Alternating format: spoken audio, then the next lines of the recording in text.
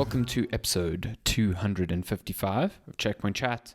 My name's Alessandro Barbosa. I'm joined by Matthew Figuera. If you subscribe to our Patreon, you can get the 45-minute preamble for free. 45 minutes minus 40. You get 5 minutes of great preamble. Yeah, too bad we didn't actually record the preamble. Because what... It is kind of fun watching, I think Kind of Funny does it and Giant Bomb do it, but because they live stream their podcasts. Yeah. So when they're setting up, they're live and they're just talking. Oh, they're just talking. And then they do like a fade to black and then come back and do the real intro. But if you've been watching, you just you get that whole preamble, which I think is quite fun. I also love the smoke that Kind of Funny does. It's like, welcome to the episode. Whoosh. It's like just a little puff of smoke. It's kind of incredible that I think they pioneered where we are with a lot of content creation right now.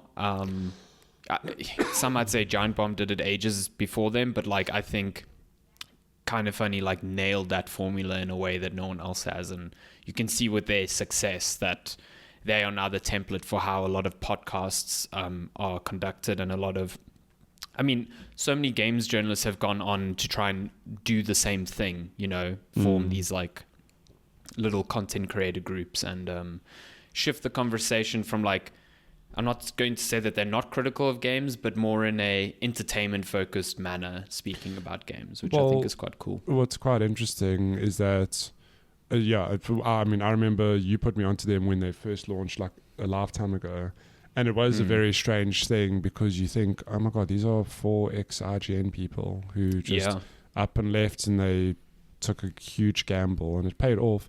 But they 100% went from we don't give scores to our games, we will just talk about them, whatever. And then they introduced the 5-star system of we do 4 or 5 stars, whatever, based on the game. And now they've gone back to the 10 scale system, which I like. I think that's probably I think there's more nuance in a 10. Because I agree. I find it... Oh God, if Nick DeBrain's listening, I'm so sorry, because I know he also believes in the 5-star system. But I think if you give a game a 3-star out of 5, you should know that's average. It's not bad. It's not particularly good, but immediately your brain goes, oh my God, 60%. It doesn't help that Metacritic does that too with 5-star scales. It's a 60% really game, literally unplayable. It's no, that's not what you're saying. But then it becomes also even harder when there's a nuance of, is it a 4 or 5-star game? Because if you give it a 5-star, people are it's a must-play game. It's it's a 5-star. Or if you give it a 4-star, just 80, 8 out of 10. And then you get the ones that do 4.5 stars. It's just move to a 10-point scale. Just move to a 10-point scale. Yeah.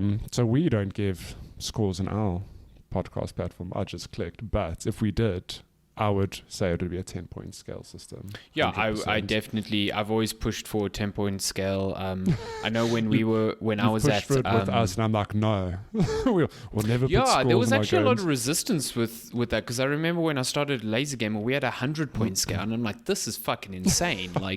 I know IGN does it as well, but what is the differentiator between 69 and 70? And we used to do that a lot. I remember... Darren used to be 69 is reserved for when you don't think it's exactly a 7, but it's very close. I'm what's the difference between 68? Okay, well, that too, it got a very nice little roar from the comment section every single time. But what is the fundamental difference between 69 and 67 or 66? It's just so many numbers that we didn't use. It was just... Then we did go to 10 points. I remember... I don't think I was the only one making the argument. Were you vindicated? Jeff was very for it. Yeah.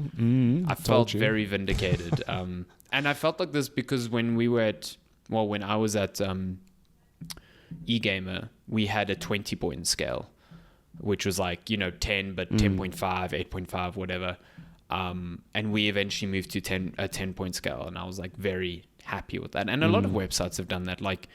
GameSpot used to be 20-point scale. We're now just a 10-point scale. IGN's still a 100-point scale. I think that's absolutely insane.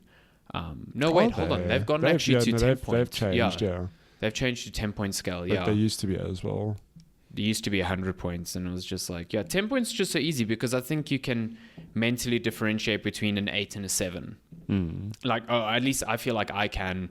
a lot of the internet, I think they're still stuck in this thing of like games. Yeah, 7. You have a 10-point scale. I think this is where Nick DeBrain comes from as well, where he's like, we have 10-point scales, but anything below like a 6 is considered absolute trash. You'll never touch it again. So the nuance is to keep it within that 6 to 10 range. But then the same problem happens where anything below a 3-star is considered trash, broken, never to be touched. Where, listen, like I think even us, we're guilty of this. Where if a game gets a 7, you're like, do I need to play this now? Could have been better. And 7 on most scales is considered good. It like is. Good is no, fine. It is. You're 100% right. And you know, how dare you call us out like that? But I definitely fall into that camp where my time's limited. I only want to play the best games because that's what I've got the time for. And I think what is hilarious is that when we first started this podcast, we weren't getting review codes, and I think you were still reviewing games at the time, so you had access to new games, whatever. But I was playing The Witcher 3 years later and going, damn, this is a good game. I was playing Bloodborne years later going, wow, amazing. And it was just 2 or 3 years of me playing these 10 out of 10 games I was catching up on because they were on sale. What a great position to be in, though, I think. Like, you know, when I know a lot of people do this, but like when PS4 came out, that would be the time they'd buy a PS3 because now they've got this wealth of a massive library to play. And that must feel so cool. Like if you don't really feel the need to keep up with the latest releases and feel the need to be part of that conversation. Yeah. I yearn to be that liberated one day. Because trying to keep up, especially lately, feels impossible. It's just... We had... Look, the last 3 months, 2 or 3 months, there's always this weird lull in the middle of the year where it's not that games aren't releasing, but it isn't the AAA stuff. You know, there's this quote-unquote quiet period, which is strange because I think typically in like northern hemispheres it's summer, so a lot of people are on holiday. Why wouldn't you release more games where people It's a good point, actually. Play them? It's a good point. But then people, publishers and studios save all of their stuff for now. August, September till the end of the year is busy. And actually there was a time when beginning of the year was quiet as well, but that changed a couple of years ago with, I don't know if it was was it Horizon launched in a Feb or something. Yes, I seem to remember Horizon being one of the big ones. And then everyone was a bit... Turns out Legend of Zelda Breath of the Wild did the same thing. The exact same year. Yeah. But it's the same thing where that used to be a quiet period, but now beginning of the year is just as busy. It's just turned into like the de facto place to launch when you've delayed it out of the fall holiday window, you know. So back to your points, I think there was a quiet period, but now everything is just coming. Yeah, I don't feel like there is a quiet period anymore. No. I know, you know, during the 10 plus years I've been writing and whatever, there was always this idea of when Madden comes out every year, that's when the like silly season kicks off. And not only has Madden become less and less important over the years, especially within the American market, that's no longer true. I think this year was actually almost uncharacteristically quiet in the middle of the year. Last year, I remember being stacked. Like there was, maybe I'm thinking. I mean, May was Tears of the Kingdom. So yeah, it's true. You know what? I'm thinking of the year before. I think. When did Elden Ring launch? Was it it wasn't last year, it was the year before. Right? That came out in Feb. Because I remember there was a bit of a lull in the middle of that year, and that also could have been like a post-COVID thing, let's say. You know, all of a sudden everyone's released. that is true. We were very much in post-COVID times. Because I remember I learned to speedrun Elden Ring because I was like, well, I don't really feel like playing. That's when I caught up on Elden Ring. Yeah, and I put so much time into that, and that was like a good month or two of me just playing that game non-stop. Because that's another good point. Shadow of the Erdtree came out like June. Man, you still got to play that. It's so good. Yeah, I still haven't. But that's exactly the point. I haven't even gotten to that because in tandem with games coming out more and more frequently, they're also getting longer and longer and longer. I know. So like the idea of finishing games has become a bit problematic, and it's something I'm learning to like detach myself from. So I mean, all of these things are very subjective and personal, but I just have less time to play games nowadays. So a longer game takes longer, and keeping up with really new releases as they come out becomes more problematic because I keep having to shelve games. But it is what it is. Also then because you like formally reviewing games for GameSpot. Yeah. But I think you're in the same position. Like when a review code comes in, like one of the games we're going to talk about today, and I don't have capacity to get to it, like it falls on you to then cover that. So, you are in the same position where you're dropping something that you were playing, and I have to put time in something else. So I think we have less obligation because we can choose what we want code for. But I think there is still that I know there is, but it doesn't take me 5 hours to write the review. I can get on this podcast, talk for 15 minutes, edit it after, and I'm done. We also have the benefit of like, we talk about a game, we give impressions, whatever. We don't necessarily have to finish every single game to create content. Whereas a very critical review, you kind of still have to do that. Or what we often tend to do is like the game we'll talk about today, Star Wars, spoiler. We haven't finished it. Got code a couple days ago. It's an open world game. We're going to do impressions, and then over time I'll get to a point where I roll credits and I say, this is my review. Exactly. Game. Yeah. I mean, you did that with Shadow of the Earth Tree as well. It wasn't like a week after we had a review. Expansion. But, I mean, which I put just a cool 50 hours into, no. But again, you look at other, like we were talking about Kind of Funny just now, and they are able to do a review. Like they've got a review of Concord out already, but their situation's very different where that is their job. So like the amount of time they can put in a short space of time is drastically more than us. It's the same reason why a review for Concord on IGN can be like, I've put in 20 hours already. It's like, okay, but that is your sole job. So it's different. Anyway, this is like a lot of like inside baseball into how these things work. Not too sure if people pretty much care, but it is nice to like, pulling the curtain way back, showing you how the sausage is made, so to speak. I like that saying quite a bit. Let's check one chat to talk about video games and sausages. Sausages. Every now and then. Chorizo, best sausage. Nice. Alheira, number 2. Very good.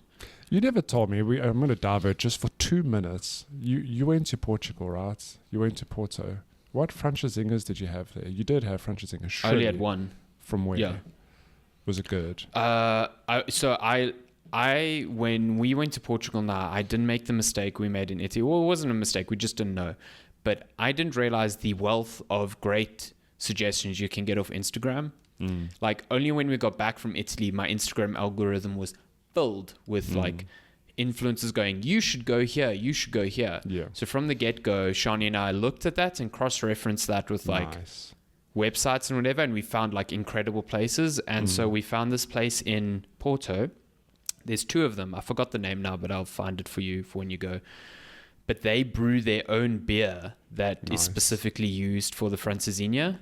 So when you walk in, the restaurant's almost like a cellar. It's quite like dark and whatever, and you just smell this malty, almost like Guinness-like beer, and then they use that in the sauce for the francesinha. It was fucking incredible, like top tier. You pay a bit more because it's not like the dingy, street. And I think those are just as good. Like, but I knew I wanted one, and that was the one that piqued my interest. So I can't remember the name now, but I'll find it for you.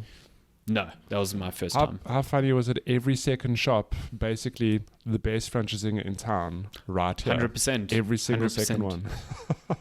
Best francesinha in Porto, best francesinha. Guaranteed. And same in Lisbon, best bifana in Lisbon. Best, yeah. But to be fair, I had a bifana from the street during that festival because there was like every second person was just cooking them on the street, and it was fucking incredible. It cost me €2. It was great. Don't even say it. It's like nothing. Yeah, it was so cheap. so juicy that by the time I got to the end of the bread, it was basically just like water. It was just so much juices. I could drink that bread. It was great. Delicious. I mean, say no more. You've sold it to me already. Stop talking. Like I got a bifana for €2. Oh, say no more. The bread was basically juices. Oh my god, just stop.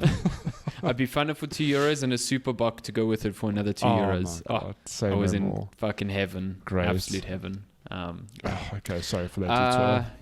Okay, we talk about Bifanas, Francesinhas, and games. Nice. It's a great time, yeah. You had a good one in London, I saw, by the way. That looked did. fucking great. Yeah. The It most looked proper. Blandly named, typically named Casa de Madeira. Oh, It's of good, course. though. Of course, It's has to really be. I do.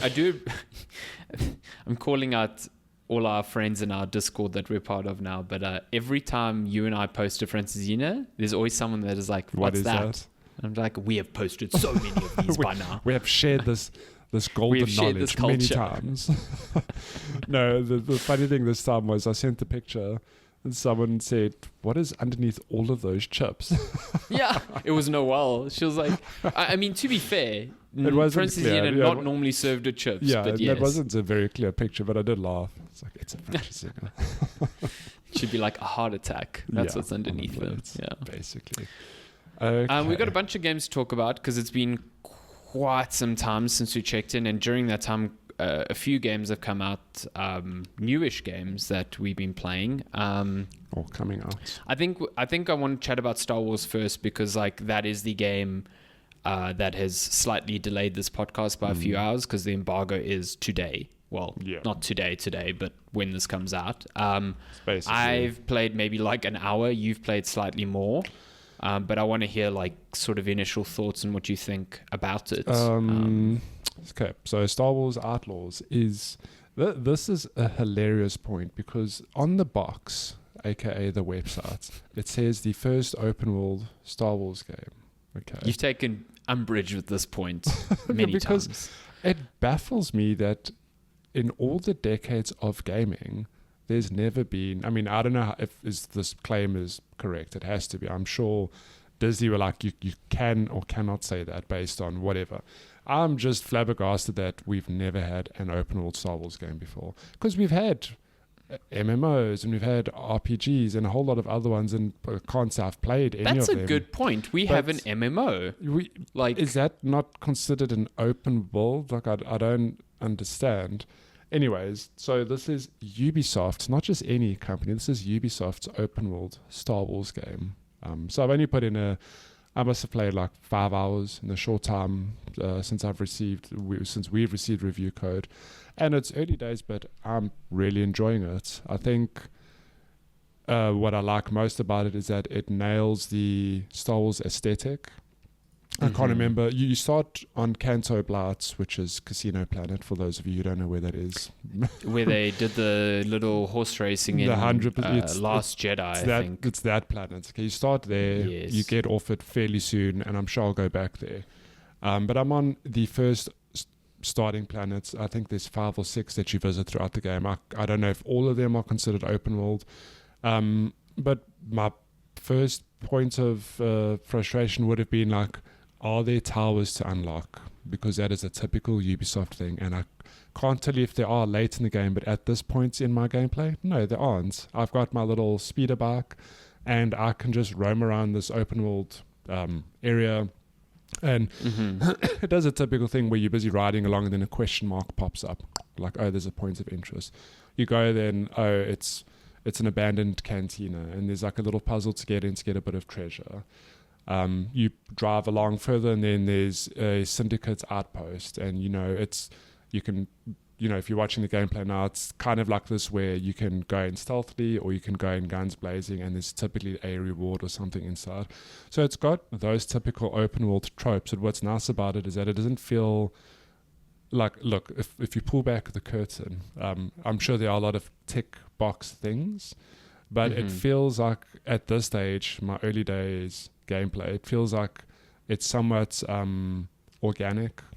It feels immersive, and I'm enjoying that side of it. Okay. So I can't tell you if, in 20, 30 hours, like, oh my God, I'm so tired of, like, I've discovered 30 abandoned cantinas. Like, I don't know. I haven't gotten that far yet.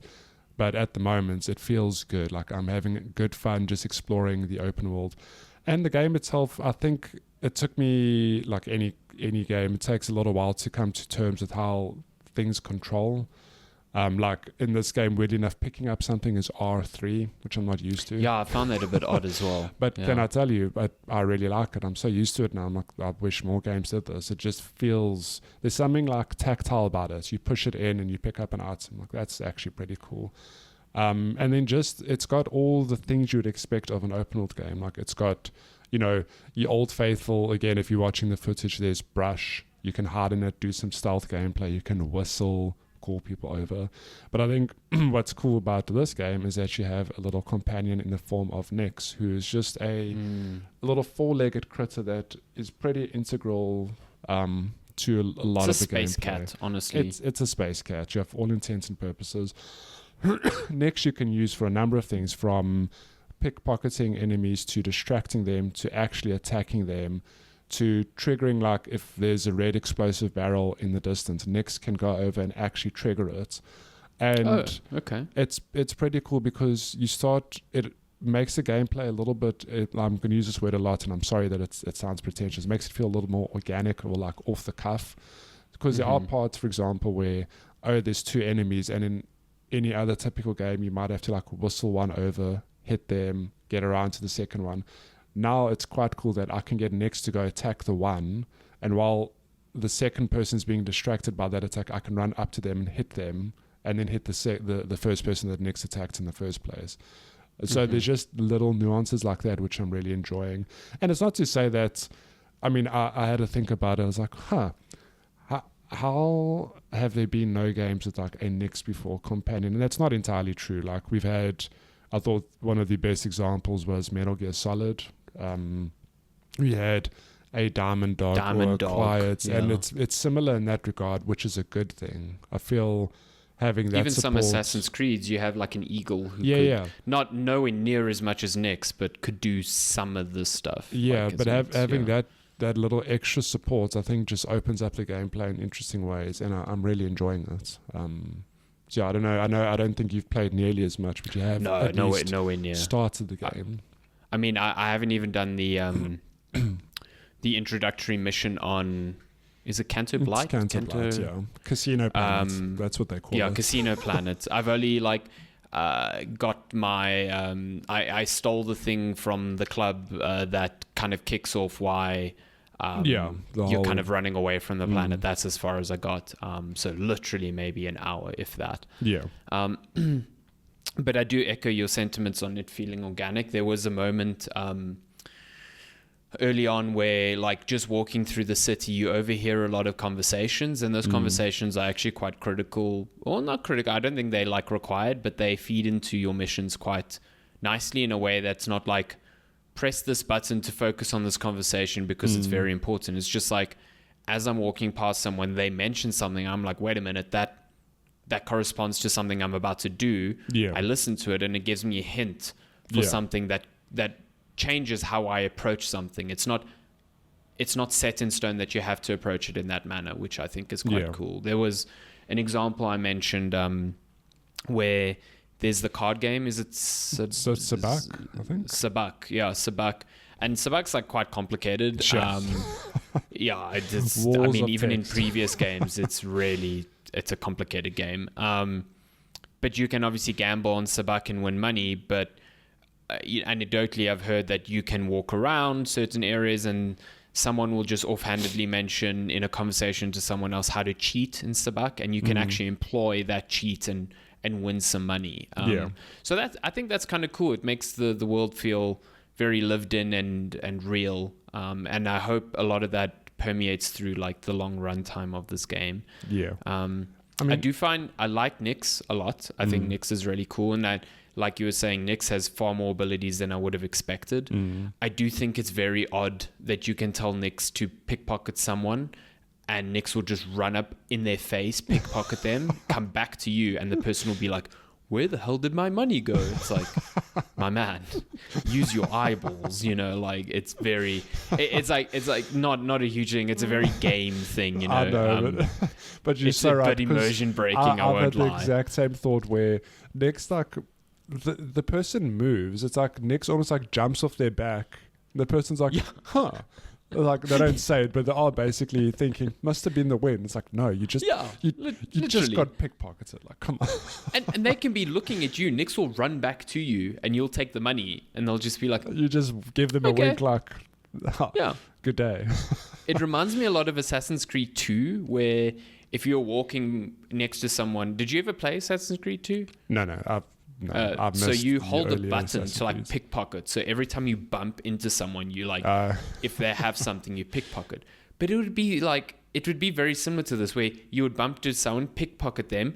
You wouldn't have to walk away. You could walk next to them, and you'd see them stop, pat their pockets, and just be like, "Ah," and you're like, "I'm right here. Like, I'm literally right here." Left my money at home, I guess. Yeah, it's that sort of thing. Like, it's not a deal breaker by any means. It's just, I find it quite funny. But sorry, I think go for it. Sorry, go for it.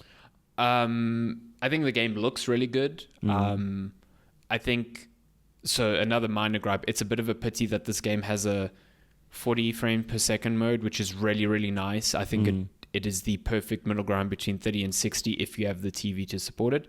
But the mode here feels bad. Like, it feels jerky and weird. And I was speaking to Jeff, who also is playing it that way, and he's like, yeah, it just feels really odd, where, you know, in other games like Ratchet and Clank and stuff that have this mode, it is 100% the most enjoyable mode to play it on. So that kind of sucks. But other than that, I think the game looks really good. It captures like that Star Wars feel, I think, in a nice way. And yeah, I'm excited to play more. I think it has the potential to be a lot of fun. Yeah. And I'm curious to see. I love stealth games, so I love the focus on stealth.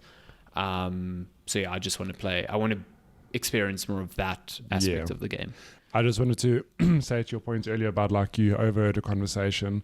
It's the same. I picked up a note in a bar or somewhere, and it basically was just saying, like, oh, like, I hid the stash there, for example, just like a simple note. And then it was suddenly, oh, there's a point of interest on my map.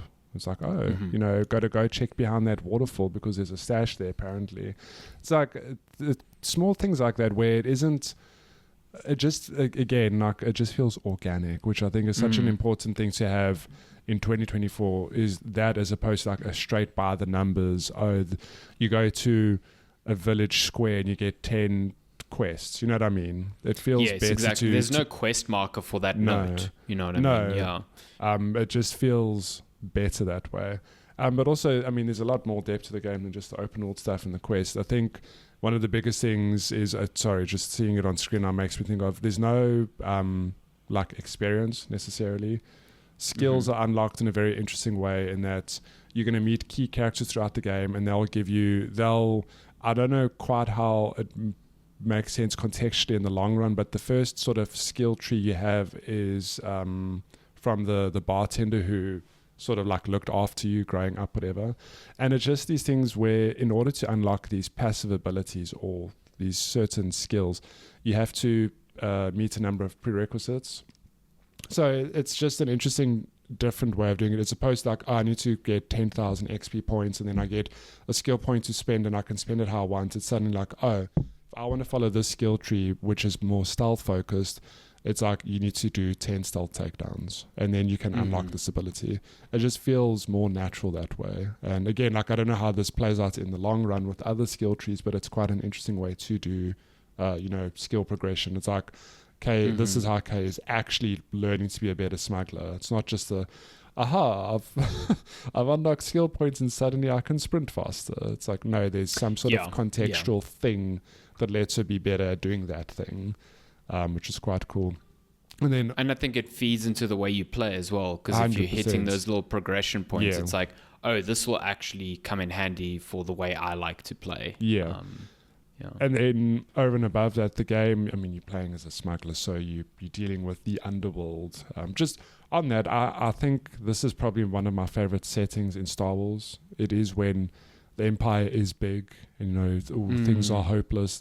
Like, it's the reason I think Rogue One is so beloved, as is Andor. It's no, like, don't get me wrong, I love me some good Jedi action, but there's something exciting about none of that, and like just an ordinary person doing their thing in this setting. And I mean, I can't tell you where the story goes here, but it is set there, which is cool. But in terms of actual context, you are a smuggler, and you're obviously dealing with a whole lot of the bad guys, which you've seen in previous movies. So like the Hutt cartel is there. I know at some points in the game I'm going to meet old Jabba himself. There's Crimson Dawn, and there's there's another faction whose name has left me now.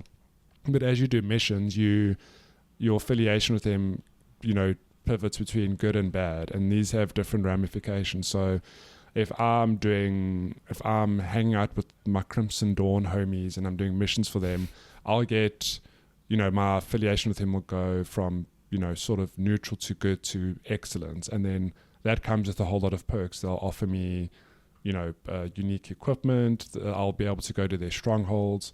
But then on the flip side, maybe doing missions for them pisses off the Hutt cartel. Then I go to bad and worse, whatever. And then all of a sudden, depending on how bad your affiliation is with them, if you go to their vendors, they'll give you worse prices, or they won't sell you certain things. If you get bad enough, you'll have hit squads come after you. So again, like early days, I don't know how this plays out in the long run, but that is an underlying system, which is pretty cool. Like at the moment, I am doing what I just said. I'm sort of taking on Crimson Dawn missions, and I'm in the bad books with the third syndicate whose name eludes me. Oh, but sorry, this also just made me think I did a quest last night where it was essentially I got a quest from the Hutt cartel. They gave me the mission, so it's for them. And I had to go meet a contact at a farm somewhere. So I met the contact. They're like, cool, you need to steal this client list from this farm there, whatever. So I get to, go through this whole area, get to the bit where I steal the client list, and then this contact comes to me and says, I'm actually from Crimson Dawn, hand it over to me, and, work for Crimson Dawn, fuck the Hutts, basically. Fuck the Hutts. And then you get to make a choice there. You say, oh, do you, double cross the Hutts, or do you, you kill this person who's telling you to double cross them? So I chose, I don't really like old Jabba, so I'm just going to, double cross them. And then all that happened is that my Crimson Dawn, then I was cool, friends with this person. My Crimson Dawn affiliation went up, and my Hutt's affiliation didn't go down necessarily, because I had to go back to the bar and tell my contact, I didn't find the contact list, whatever. So they didn't know they you had double-crossed them. But all the trade-off there is that they go, well, you did half the jobs, you get half the pay. So I got half the reward. Okay. So again, that's cool. Early days, but there's little things like that where I'm interested to see, I don't know, what if I had chosen to kill this person when they confronted me?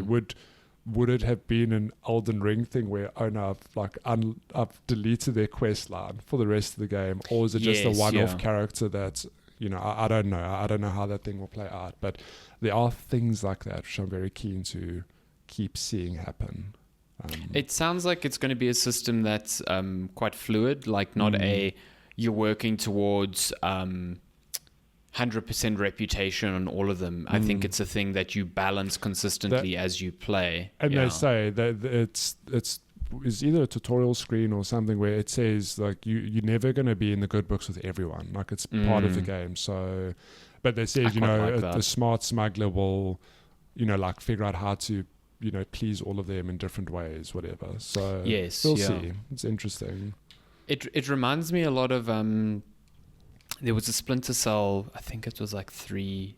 There was one called Double Agent, which sort of had a similar system. It was a lot more, you could see the strings being pulled in the background a lot more. So you were basically, as the title implies, Sam Fisher was embedded in a terrorist organization, and you had to balance keeping the terrorist organization happy so that your cover wasn't blown, but also not doing such heinous things that you would piss off the NSA as well.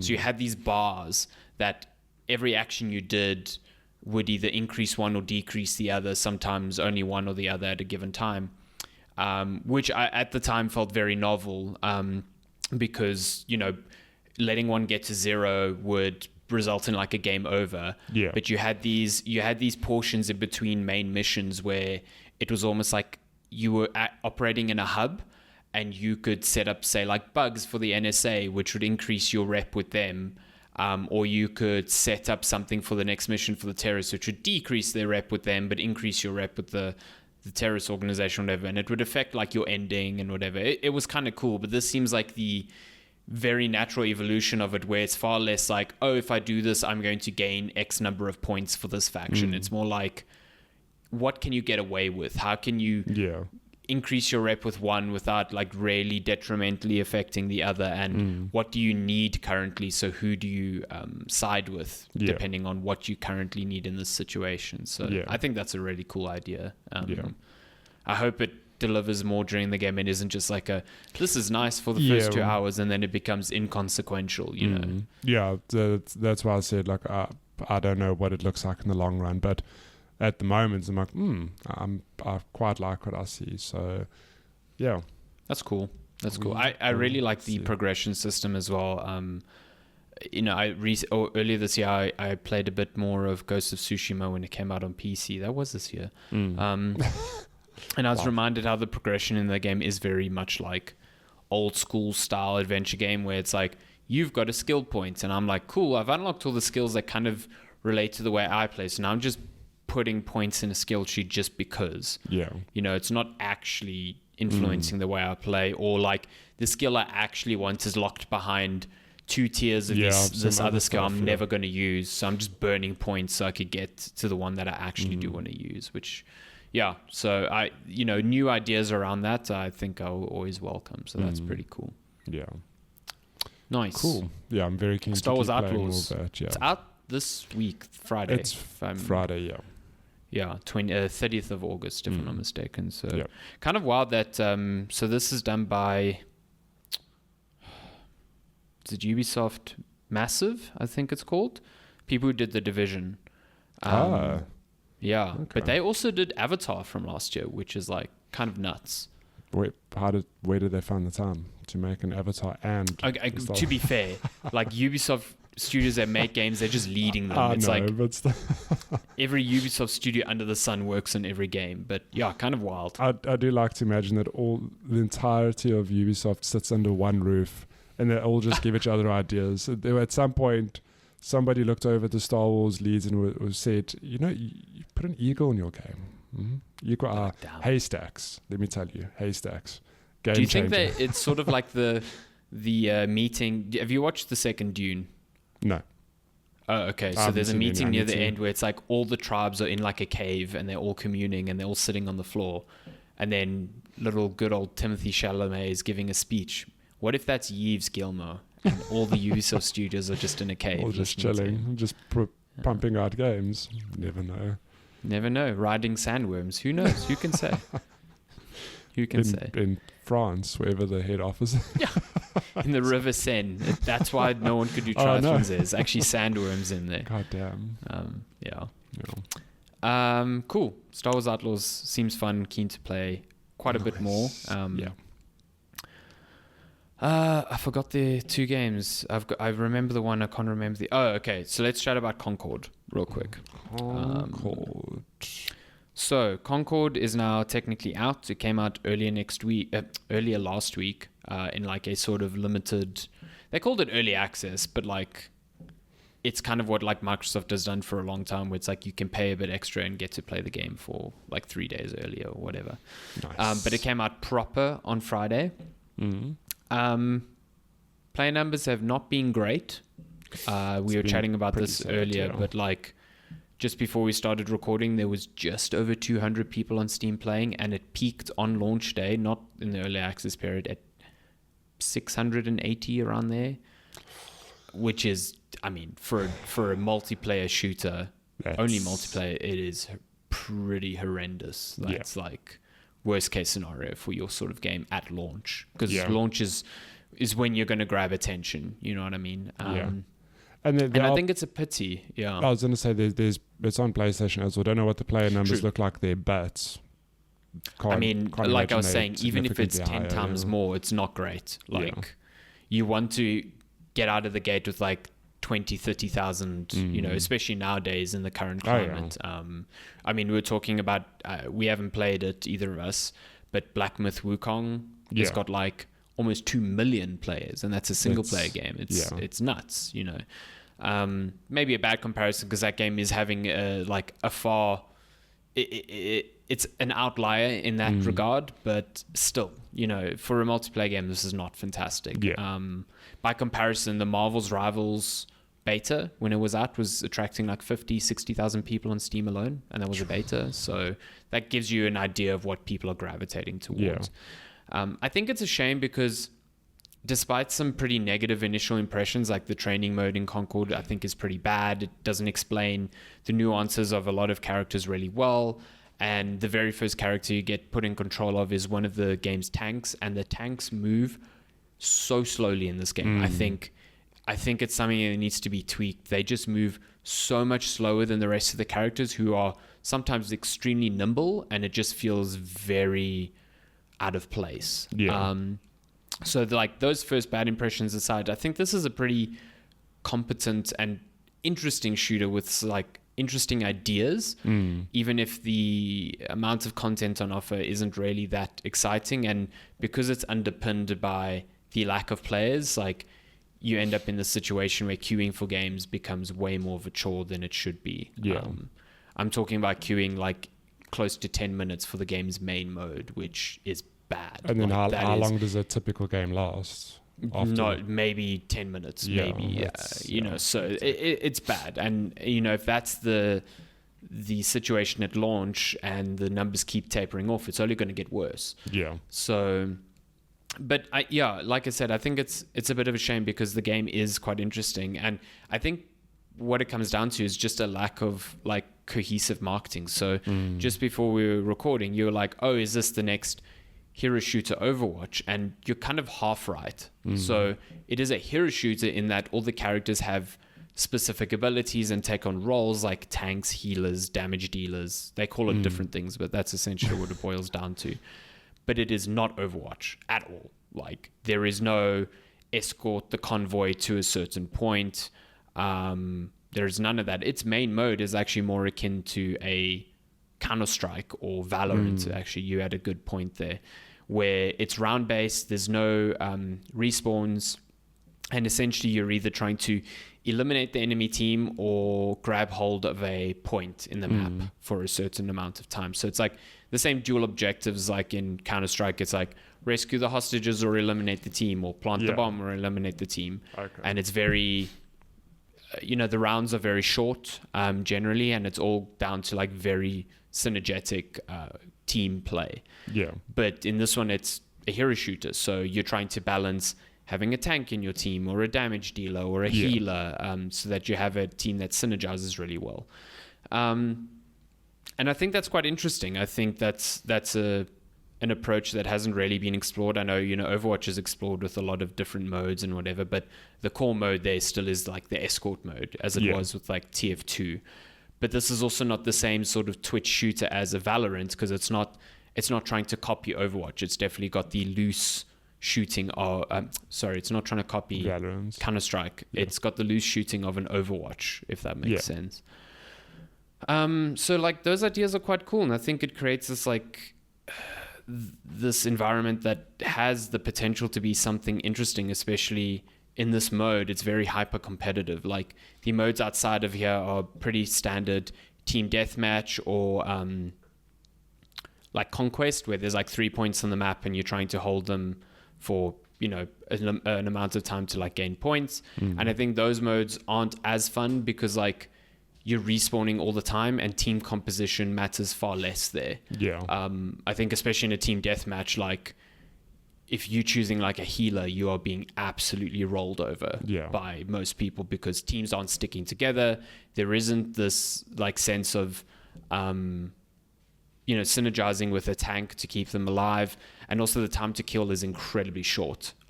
So if you're a healer that doesn't do much damage and you get caught around the corner with a DPS character, you are fucked. Like game over.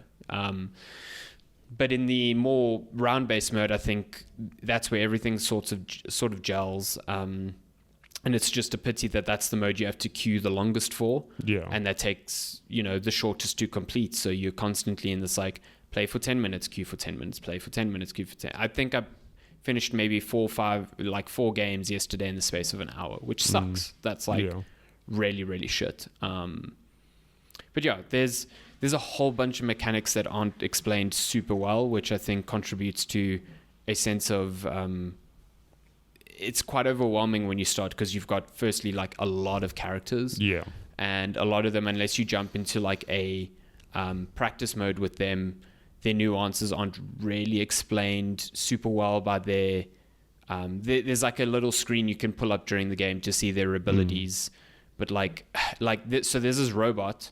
You didn't play the beta, did you? No.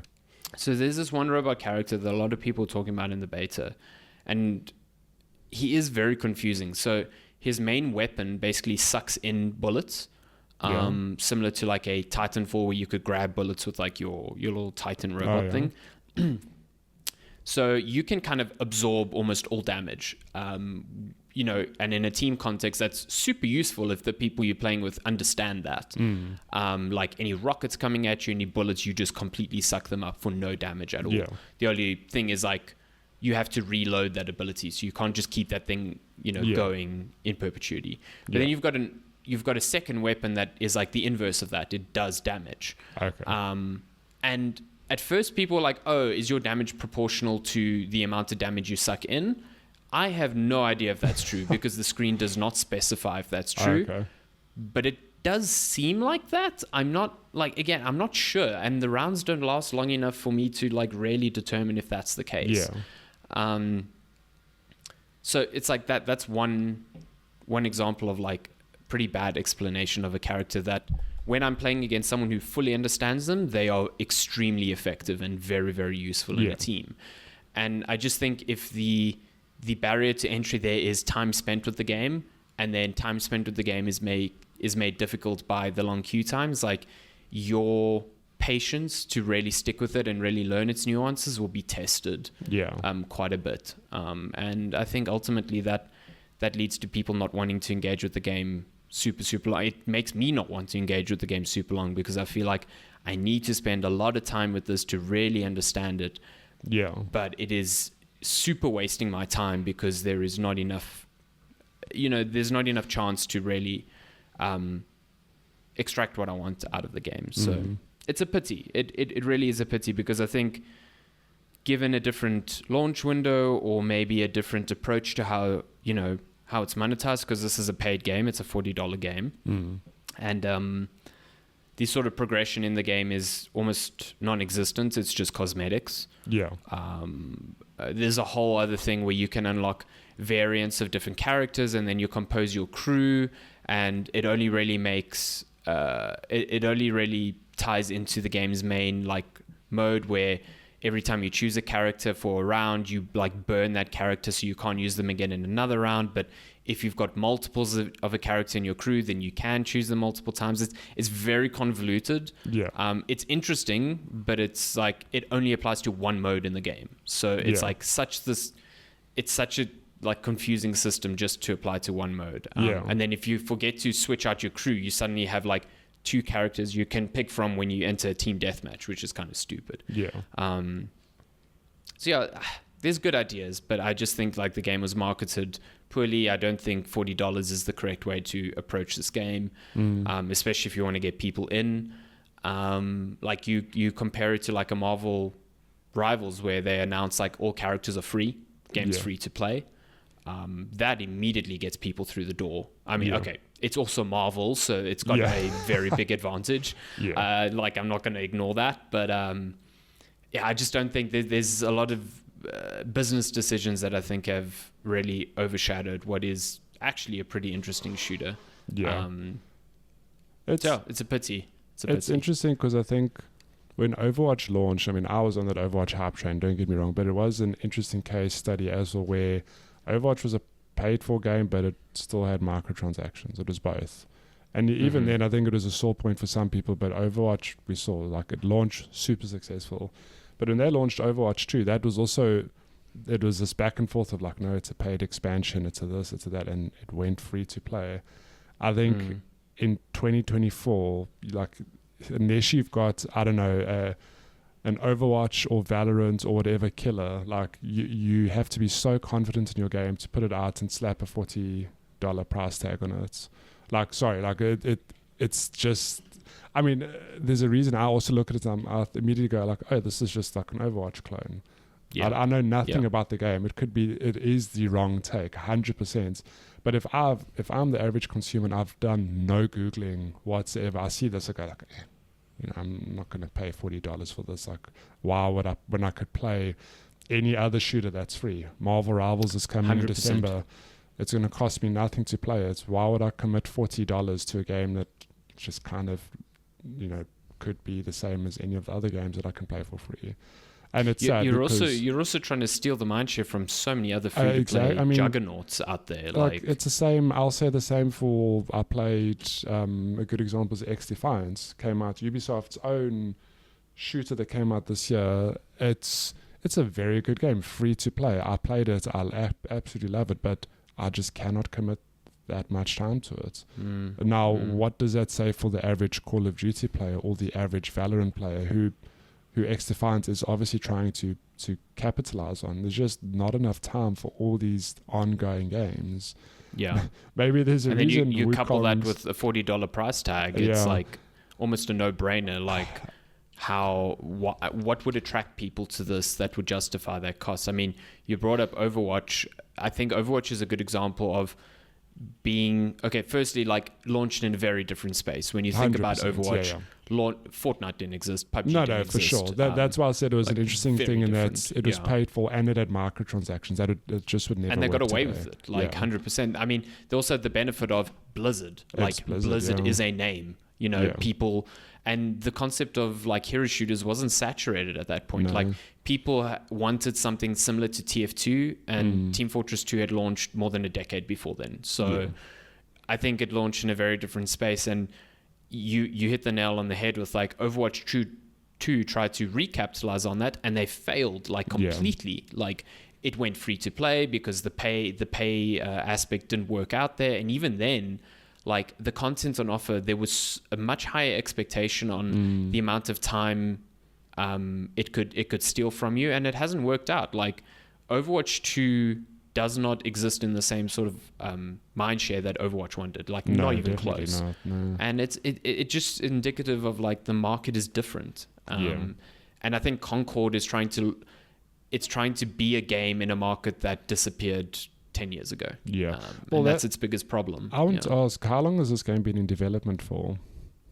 So that's a tricky one, because like there was a tweet that came out earlier this week from one of the developers, and he was basically like, shame again. It's like, so happy, so proud of the game coming out. And he was basically like, the game's been in development for 8 years. I've been here for 5 of those. And people are like, whoa, 8 years. Like, so again, like, in development for 8 years is very subjective. Like, what does that mean? Was it in pre-production for that time? Was it just in planning? Was it in active development? Every studio determines those things by their own accord. There's no like standard for that. But like, Sony purchased the studio for this game. Like, this was part of their push for games as a service, and Firesprite was purchased because Sony saw this game and they were like, this would be good for our portfolio. So firstly, this is not Sony shoving an idea onto a studio, as so many people think is the case. But like, for Sony to look at this and be like, yes, this is definitely going to drive our idea of games as a service and really, put us in a good position there, is just a complete misunderstanding of that market. And it's not the first time we've seen it. Like, The Last of Us 2 Factions got cancelled. Bungie is in the weirdest space right now. And a lot of their games as a service pushes have just not worked out, because I think the space is just, it's so hard to penetrate now, and throwing money at the problem is not going to work. And I'd also argue, like, let's say this, even if it was in development 5 years ago, the gaming space was a lot different. I mean, I can't, obviously Fortnite existed, Overwatch existed, but think of 5 years ago versus today. There's just too much to choose from. There's way too many shooters to choose from. And then, this is not at all in the same kind of space, but Valve are now launching, they're like doing something with Deadlock. It's there, it's like shadow launching, game, you can't talk about Concord could not have accidentally launched at the wrong time. It's just such a weird thing. It's sad because I do think, sorry to harp on the point, like 5 years ago or even 8 years ago when this is being spoken of, I'm sure it was very innovative, like holy shit, we've got a good idea here, but maybe it just took too long to develop and now it's too late. Yeah. But it's at a point And where then you kind of have to put it out. You've put spent 7 years developing it. Like, what is another year? It's a sunk cost fallacy. Yeah, like, you have to put it out there. Someone actually, I can't remember where I saw this, but they likened it to Ubisoft's Skull and Bones, where that was just in the oven for so long. And when it launched, it just seemed like it completely misunderstood. Like, multiplayer only game just ships. Like, who is going to play this? But at some point, it's like Ubisoft has spent so much money getting this out the door. They just eventually have to just put it out there. Like, it does not matter. They need to get this from a financial perspective, making some sort of recuperation on money back. And I think what is terrifying is that Skull and Bones, sorry, not Black Flag. That's the Assassin's Creed that it's based off of. Skull and Bones had a better launch than Concord. Don't even say it. Which actually, I want to check, because Skull and Bones came out on Steam this week. Did it? That's what it launched on Steam. That's interesting because it's funny you mentioned that while you're looking that up. I saw a tweet just yesterday where it was essentially a Ubisoft served to me tweet or something where it said Skull and Bones Season 3. And I went, I forgot that game existed. But it does exist. So this is Skull and Bones right now. Has 4 times more players playing than Concord. I mean, its peak is also double. It's not really a huge milestone, but that's the point. It's like Skull and Bones is hitting 1,000 players on Steam. This is a game has been out for a while, so okay, maybe different. But again, like, this is a game that people might have already purchased on PC and definitely on console. This is just its debut on Steam, period. So these are all new players, and it's got double the amount of Concord players than at launch. Yeah, so sad. It's not good. Like, and I just wonder what that means for the future of Concord, because, like, we've seen this before from Sony where they've pivoted very quickly to like a free-to-play thing, but that game doesn't lend itself to free-to-play. There's nothing there to monetize free-to-play except cosmetics. And like, if people really aren't into the game itself, making it free with paid cosmetics isn't going to change much, I don't think. No. Yeah, but it's interesting because I think I completely hear you. Like, I know you can't just pivot and suddenly you're a free-to-play game. But I have to think that as a Sony or the studio, you go, like, we're just not getting the player numbers we expected. We need to spend the next 6 months figuring out a battle pass or something. Something like we go free-to-play. If I could, we go free-to-play. We need to figure out a way to just get the numbers in, because then it is like, I mean, I've got access to review copy, like, don't get me wrong. But if I were the average consumer, I would maybe be tempted to try it because I'm like, well, it costs me nothing. Like, what? That's true. It just costs you an hour or two of your time to see if it's worthwhile. Is it worth my time? It's actually, like, I can download some free cosmetics. But there's a battle pass. It's like, it's $10. Like, I'll buy the first season. I mean, that's enough to just get the ball rolling. But I don't know. True. It's a difficult It's less thing. of a barrier to entry because now it's fighting for time and your money, whereas free-to-play is only fighting for potentially your time. And then hopefully some of your money. Yeah, I think the worst aspect of this launch is that it's not the fact that it's bad. Like, we can recognize it's bad from the player numbers. I think it's the fact that no one cares. Like, there is not any talk, negative or positive, of this game online. And that's the biggest problem. Like, when you think of games that have had like massive redemption stories, when you think of a No Man's Sky, maybe Sky. What a story. Slightly different because that game was hyped to hell and back. So when it came out, a lot of people purchased it, which meant a lot of people very quickly started being like, this is not the game that we were thinking it was going to be or what was promised. But people were still talking about it. People knew what No Man's Sky was. People, so when No Man's Sky became good, it was very easy to be like, oh, this game is good again, and people know what you're talking about. If you wait a year from now and you go, Concord is going free to play, I bet you people will be like, what's Concord? 100%. And that's a worse problem to have. So I just don't, even from a redemption standpoint, I don't understand how it comes back from this without like a full-on relaunch. But even then, like a good example, there was a game revealed during the Gamescom one night only or whatever that used a lot of assets, or basically is the revival of the game Paragon, the other Epic and Sony sort of exactly my point. Wow. What is Paragon? Yeah, no, it was their sort of MOBA thing. But it was their like MOBA that lasted for like 6 months and also paid, and then they took it offline and made all the assets of the game free. So another studio picked them up and is basically like remaking the game with a different name. Wow. But you're exactly the point. Like, you are in the space where you are more aware of these things than 90% of people playing games, and you didn't even know what Paragon was. Yeah. And it had a very similar launch, like very under the radar. People didn't play it, and it got silently shut down like very quickly after that. And I could see that happening to Concord. Was Paragon Cliffy B's game? No. He also had a game. It was an Epic Games sort of thing with Sony. It only came out on PS5 and the Epic Games Store, if I'm not mistaken. But Cliffy B also had a game that quietly launched and Lawbreakers. What happens in Lawbreakers? Also a paid one. Yeah. Yeah. And that game had buzz, hey? That game had Cliffy B attached to it. It previewed really well. I played that at E3. I thought it was great. It was a hero shooter, so people already then were like, do we need another hero shooter? This and that. It also had very interesting ideas about like movement and you know, the flow of gameplay, and that game did not work like at all. Yeah. Wild. Absolutely wild. Yeah. I mean, I feel really bad for the developers, but at the same time, this is the reality of the marketplace, and to be ignorant that this could have happened is just insane to me. Like, I cannot believe that anyone in that studio, and I don't think this is the case, but I don't think anyone there is like surprised by this. You know what I mean?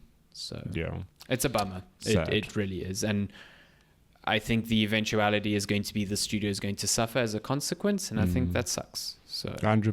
Sony turns around and says, "You did not deliver." It's like, well, unfortunately, it's the Bungie problem again. It's like, what do you do now with the studio? If only somebody could have told Sony that 1 million microtransaction live games was not the right move to make. If only, who knew? Only there was some way to know. Who knew that trying to make 4 games that required the sole focus of all the players for one of them would not work out? Like, come on. It's just insane. Not even Fortnite makes that mistake. Like, Epic understands that they can't make another games as a service game. Yeah. Because like they would be directly competing with themselves, you know? So I don't know what Sony was expecting from that sort of strategy. I don't know. It's just sad. Anyways, that is Concord. You have played another game, a much better game you have really enjoyed, called Tactical Breach Wizards.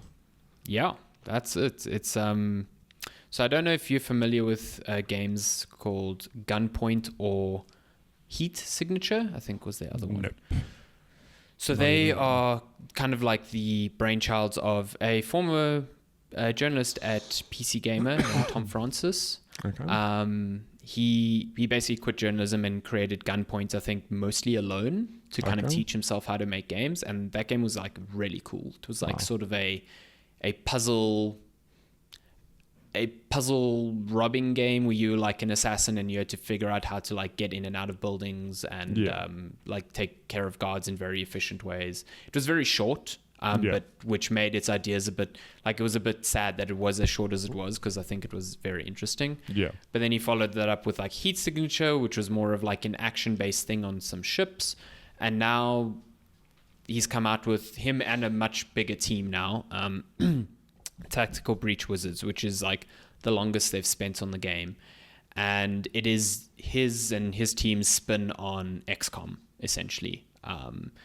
And I think what I appreciate about most of it is that it retains the dopamine hit of pulling off a very well-orchestrated move in XCOM, but without all of the friction that makes XCOM frustrating to people like me. XCOM, so stressful.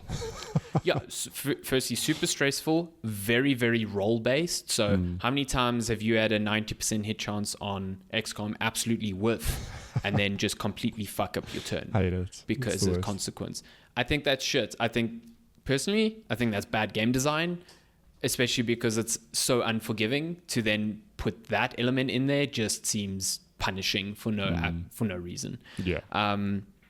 So Tactical Breach Wizards is a like XCOM-like where you can see every move that is going to be made and how it's going to be made. Very similar to Into the Breach, where you know your move is going to land. You also know how your enemies are going to react to that. Like you see the order in which they are going to take their turns, who they are going to target as a consequence, and you can make your moves preemptively with that in mind. And I think it's just really cool because you can basically play out your turn, switch between characters, make all of their moves, and then you have this like extra phase at the end, which is like foreseeing what the enemy's move is going to look like based on the decisions you've made. Okay. And if you're not happy with the outcome, you can just rewind each step or all the way back to the beginning of your turn. Yeah. And like retry that. But once you've accepted the consequences of that, so you see the enemies play out and you're like, cool, I'm going to kill 2 of them, but the one guy that's remaining is going to pip my one guy for like 2 damage. And you're like, that's acceptable. You lock in that turn, it plays out, and you can no longer rewind past that point. So you've just got to like, you've been okay with that. So you can't go right to the back of a mission and kind of redo it. And I think it lends itself to this like really cool flow where you are just trying your very best to make each turn as efficient as possible. Like take as little damage as possible, make sure that your characters spatially are left in a good place at the end of the turn, because each of the little rooms are quite confined. They're like little puzzle boxes. And I think it's just really satisfying because I'm not worrying about whether my shots will hit. I'm not worrying about like if I make a bad move this turn, how it's going to absolutely wreck the entire run. It's also not run based, so it's not like an XCOM where it's like your characters die and you have to reskill up new characters, and each campaign lasts a certain number of hours and then you have to restart a campaign. This is completely story based, so the missions are all part of a campaign, and the story itself is like the component that drew me in the most. It's funny, it's very self-referential, like like when things break the fourth wall, but sometimes they break the fourth wall, but they think they're funnier than they are. This game is genuinely hilarious. Like it is so clever, so well written. It's typical British humor. It also has a bit of a bite to it. Like there's a bit of social commentary, like peppered in there, specifically about like global wars, because you are basically trying to stop like a world war from breaking out. I just think it's really good. I thoroughly enjoyed the story. I thoroughly enjoyed the characters. You've got this like ragtag team of wizards, because you're in a world where like magic exists, if the name didn't tell you. And like you're seeing in the footage now, the one guy's like a spec ops military agent, but his gun has got a fucking wand in it. He's got a wizard hat. It's got a wizard hat, and he's like, so he's a seer, so he can see 1 second into the future, which is, you can imagine, quite useful in a military setting. But he's also plagued by complete decision paralysis. So he can see all these eventual futures, but then often not act on any of them because he's so paralyzed by what decision is the best, which I think is quite an interesting take on that sort of ability. The main character is a witch named Jen, who's like this private eye that is just like really dedicated to her job, but also just kind of very chaotic as a result. And then my favorite is this necromancer. She's a surgeon, and she only recently discovered that if she kills someone, she can also revive them, but she has to kill them first. So she has this knack of shooting people in the head before reviving them, which I think is hilarious. That's great. Like, so on the battlefield, if one of your characters dies, you can get her to resurrect them, but she literally runs up to them, shoots them in the head, and then they come back to life. And Great. it never made me stop laughing. It was just really stupid and fun. amazing. And she's just like super blunt in character conversations. Yeah, I love the cast of characters. You add more as the story goes on. Your party grows and your tactical options get more and more. There's more depth to them. Yes.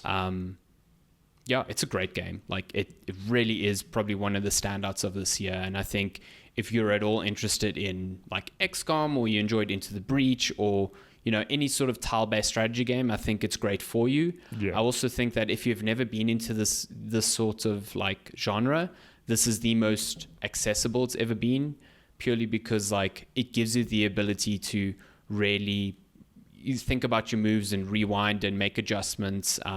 But also, like, if you get stuck on certain levels, you can just skip a level. Like, it doesn't care. Yeah. If you're there for the story and you only vibe with like half of the levels, but you really want to progress through the campaign, there is no, like, it is very aware that this game needs to be difficult to be entertaining, but that not everyone was there just purely for that. Yeah. So, and I think that's kind of cool. It's sort of the Celeste problem where, like, that game is hard as nails. You and I appreciate it for being hard as nails, but it's also got a mode where you can just turn that shit off if you 100%, want. Like, yeah. Play it on your terms, and I think that's kind of cool. Yeah. Yeah, I would totally recommend this game to anyone. It's only on PC currently. I played it a lot on Steam Deck, and that exposed something really bad about it, is that its controller support is horrendous. Like, it is definitely designed as a mouse and keyboard thing, so you can like mouse over the battlefield and choose your abilities and whatever. And when you play with the controller, you just get one of those hovering mouse things that you move with your thumbsticks, and it just doesn't feel great. It's not a great way to play, and that's a bit of a pity, because I think on Steam Deck it looks really good and runs really well. So anyway, good game. Nice. One of the best I've played this year for sure, and Very I think cool. a game you would vibe with and a lot of people would vibe with. So yeah, I'm happy also to see that it seems a lot of people are playing it. Seems the launch went quite well, and it's getting a lot of good buzz. It got very good critical reception, which I think is well deserved. So yeah, very cool. No, I gave it an 8. Oh my god, unplayable. Good game, good game, very good game. Not an 8.5. If I could, I would. Hey, 100%. It's 79. Yeah, 79, 89. Yeah, 89. Just not enough for a 9. Damn it. Funnily enough, like during another pullback behind the curtain thing, but when I get stuff edited at GameSpot, obviously all reviews go through like an editing process just to refine it and whatever. But there is also discussion on, I present what I think the score should be, and people will read the text and be like, this actually reads more like less than what you scored it, or more. And I had 2 people say that the text for Tactical Breach was read more like a 9. So yeah, take that as you will. Some people think it actually is more positive than I'm giving it credit for, but anyway, yeah. And you still gave it an 8. Fake news. Yeah, I stuck to my guns. Nice. It does look I cool, believe though. in first instinct, so yeah. That can't apply to all things though, because Star Wars Outlaws, I'm like, man, I'm feeling a good 9 here, but I mean, I don't know if it will be a good 9. Sure. A good We'll 9, see. damn. No, okay, not. See, a I good never 9. got that from your description. No. I'm just speaking. Would have said this is solid 7-8 territory, the way you're describing it's 8 it. territory at the moment. We will see how that goes. Okay. Yeah. Cool. Yeah, that's pretty much what we've been playing quite a bit, actually. Quite a bit to check in on. I don't know if you want to do a quick run through of stuff that you saw at Gamescom that somewhat interested you at all. We can. I think the only one thing, I mean, why not? We're here. But the only thing that really stuck out to me, I mean, there were a lot of things at Gamescom's opening night. How long was it? It's like a 2-hour conference 2 that hours. Keeley hosted, yeah. It's too long. Which is a lot better than last year's 3-hour one, which God, felt 3 hours. unbelievably drawn out, yeah. But I think the most unexpected thing, besides old Peter Molyneux somehow returning, he's back.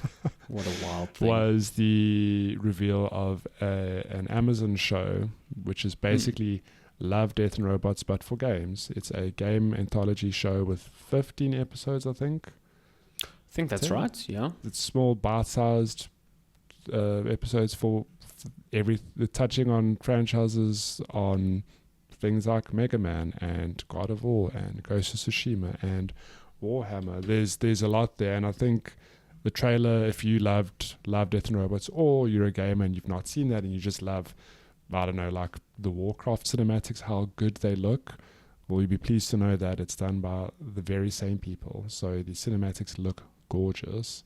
Yep. And they are touching on some very big gaming franchises. So, like I said to you before recording, how is this not done before? It's genius. Such a smart idea, I feel. Fantastic idea. Yeah. Yeah. It's cool. It's Blow Studios. So, yeah, like you said, the people have done all those great Blizzard cinematics, the fantastic Overwatch opening that kind of sold everyone on the game, I would say. Yeah. That's been them. They've been doing this for years. So, yeah, why not make a TV show? And then on top of it, a TV show about video games, which is, I think, incredible. So they got some cool properties there. Like there was a Pac-Man tease, there was a Mega Man tease. Like you said, there was Kratos from God of War, Keanu Reeves in Armored Core, which seems cool. I'm there for it. Say no more. I'm super keen for this. Like I genuinely think it was the best thing shown at the conference, and it's not even a video game. So yeah, that is pretty indicative of what was shown, I think. Listen, there were very few things that really piqued my personal interest. I think there was a lot here for other people, especially fighting game fans. There was a lot of cool stuff there. Yeah. Monster Hunter Wilds, that was a top one for me. You didn't have to show it to me. I was there. I'm there. I mean, fair. I was already sold, and I think disappointing that there's still no release date beyond just a 2025. Yeah. But every time I see that game, I'm like, shit. I'm so in. I need to play this game. 100%. There's also a new Mafia announced, which is kind of cool. That was like the big one more tease at the end, but it's a Mafia game that is acting as a prequel. So that's kind of neat. There was Borderlands 4, which is hilarious because, I don't know, a lifetime just off ago, the bat of that movie absolutely missing. Yeah. But it just shows where my feeling is with Borderlands, where I haven't even played Borderlands 3, and it's strange to me because I absolutely loved Borderlands 2. I mean, that's... Same. I must have put like 200 hours into that, which is insane. It's probably one of my most played games on Steam. Same. And it's just strange because I'm like, I played it alone. I played it with friends. I played all the DLCs, well, not all, most of the DLCs. I just had no inkling to play Borderlands 3, and then I saw the Borderlands 4 tease and I was like, I don't know. It's weird. I can't tell you why. I mean, I love the franchise, but I remember we both purchased 4 with the idea of playing together, and we just never did. And I don't feel any draw to play it either. It's weird. Yeah, so 4 did nothing for me. I think that franchise has definitely outstayed its welcome, but 3 sold incredibly well. We are definitely outliers in that regard. Yeah. So 4 will probably do just as well. Yeah. What else is there? Indiana Jones Great Circle got another look and an actual date. It's coming on December 9th. Mm-hmm. Super curiously, Microsoft chose this platform to also announce that it's coming to PS5. Not sure why, but sure, it's coming to PS5 next year. There was something else. I'm just looking through. There's a massive list here of stuff. There's a Squid Games game, which completely misses the point of that series, I think. It's like, look at all these cool games. Like, okay. Jesus. I don't know what to tell you. Peter Molyneux returned. That was super weird. That was very unexpected. And just odd. Little Nightmares 3. Oh, if you're wondering, Peter Molyneux's game is called Masters of Albion. If you watch the trailer... That's a very good impression. If you watch the trailer, you'll hear Peter Molyneux put himself to sleep. That was a remarkably good impression. I quite enjoyed that. I'll take it. There was some generic ass military shooters shown off, like 1 or 2 of them. The most almost looked like fake ads on Instagram sort of military shooter, just really generic. This is where we heard that Marvel Rivals, like all their heroes will be free, and it's coming out on December 6th. And they revealed Captain America and the Winter Soldier as new characters. Oh, that's true, yes. Cool. Oh, this was an interesting one, maybe just for me, but Monument Valley is getting a third game. I think those are really cool little puzzle games. I played like half of the first one. I never finished it, but very good. They're good. They're very, very good. And this one's exclusive to Netflix when it launches, but like, yeah, it's fine. Netflix stuff on phones has been really good, so I'm keen to give that a go. Yeah. And then a lot of updates on, again, all of the games that are trying to keep you engaged with them all the time, like Genshin Impact, Zenless Zone Zero, Honkai Star Rail, all that stuff. The stuff that wants you to play it forever and ever, all the time we have. And those are games that are actually getting people to play forever and ever. So good luck trying to overcome them. Oh, my goodness. Yeah, I think that's most. There's a lot more here, but nothing that really piques my interest, really. So, that was Gamescom. I think Gamescom. I saw a lot more press attending Gamescom than I have in quite a while. Time.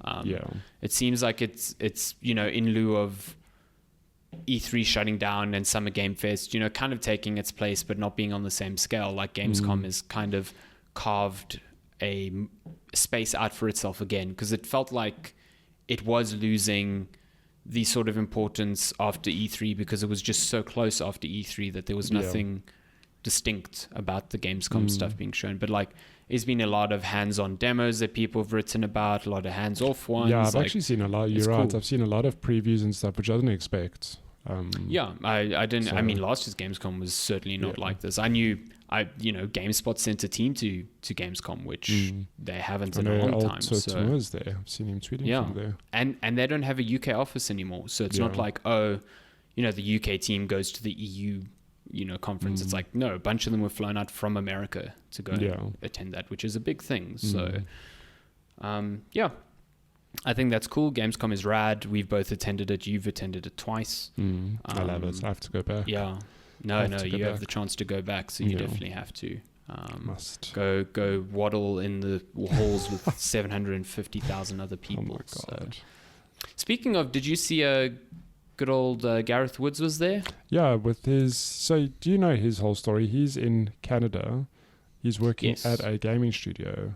Yeah, they're making a Starship Troopers game, I think. So it's I've got him on socials, and I think LinkedIn specifically, I see a lot of updates. Very cool. See him doing he was at Gamescom there being like, I think he's part of the PR and marketing, if I'm not mistaken. Yeah. Big event for him, and it's cool to see him there, because I think the only time I went to Gamescom, he was there with us. It was his first Gamescom as well, and he thoroughly enjoyed it. I remember. So very nice to see him in that space still and succeeding. So good guy, Gareth Woods. Yeah, cool. I think that's going to be it for this episode of Checkpoint Chat. There's a lot of games coming out, a lot of things to talk about. I'm sure I would want to chat about Star Wars Outlaws soon again. I'm sure you will too. Yeah. And then there's new things like Astro's Playroom is 2 or 3 weeks away. Game of the year. Super keen. It's within reach. Zelda Echoes of Wisdom, also like a month away. I'm not ready. Yeah. Who knows? Within a month, we might have the first announcement of the new Nintendo console. So shit, don't even. I thought it was delayed, or rumored delayed. No, but apparently the announcement is still happening this year. Boo. So, and Nintendo and Sony are supposedly announcing new consoles this year, and they're running out of time. So PS5 Pro, sorry, you're looking at me strangely there. So no, but it's also like you're running out of time. Like it's August. I've got 4 months. Listen. By October, no one's focusing. They've got games to play. 100%. That's true. September, I think, is going to be where we hear probably one, if not both of them. So nice. Yeah, very, very keen to see how that plays out. But yeah, as always, we'll check back in once we have a bunch to chat about. But until then, hope you've enjoyed. Stay safe. Stay happy with all the good games you get to play. Stay frosty. Stay frosty. Yeah, well, it's going to get frosty for you soon. So yeah, stay frosty. Don't even say it. And we will see you next time on Checkpoint Chat. Appreciate you hanging out with us, and stay well. See you then. Goodbye.